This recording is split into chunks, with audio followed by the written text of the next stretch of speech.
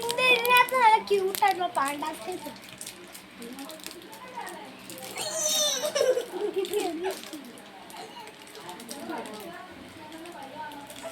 ഇതാണ് അതിന്റെ സാധനം.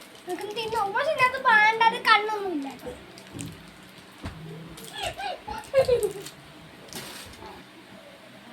നമുക്ക് പൊട്ടിക്കാറില്ല. നല്ല ടേസ്റ്റ് ഉണ്ട്. നിങ്ങൾ മേടിച്ചാണ് കേട്ടോ. അപ്പൊ ലൈക്ക് ചെയ്യണം, ഷെയർ ചെയ്യണം, സബ്സ്ക്രൈബ് ചെയ്യണം.